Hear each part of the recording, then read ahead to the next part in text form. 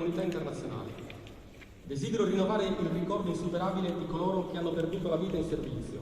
Ad essi vanno la riconoscenza e il rispetto della Repubblica. Ufficiali, marescialli, brigadieri.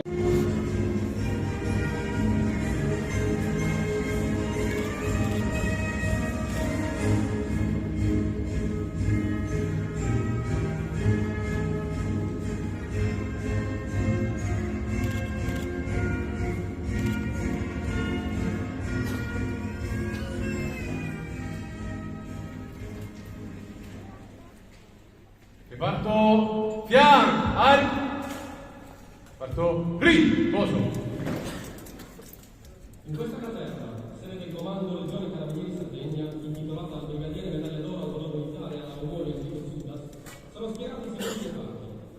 Un reparto di formazione composto da una compagnia mista distribuita. Reparto riposo. A ingresso il gonfalone della regione autonoma della Sardegna. Reparto attenti.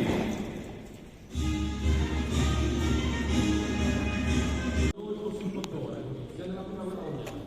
Per le benemerenze acquisite in pace in guerra, la sua bandiera è stata insignita delle seguenti ricompense: 7 croci di cavaliere dell'Ordine Militare d'Italia, 3 medaglie d'oro al valor militare.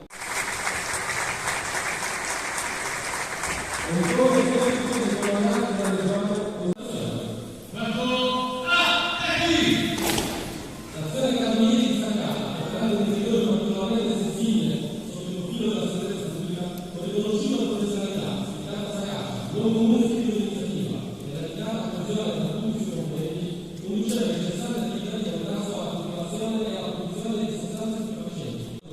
Poi non è andato appena della classe, riscuotendo il plauso dell'autorità giudiziaria e il consenso dell'opinione pubblica, così da esaltare il prestigio e l'immagine dell'istituzione.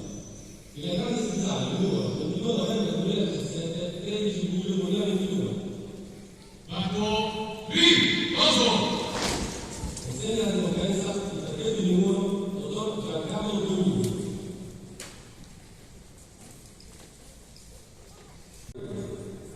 Effettivo alla compagnia di vittime.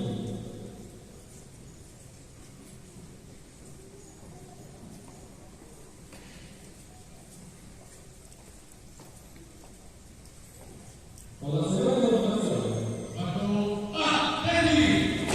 la forza terra a onore di stesso, sostenendo la grave diritto di morte.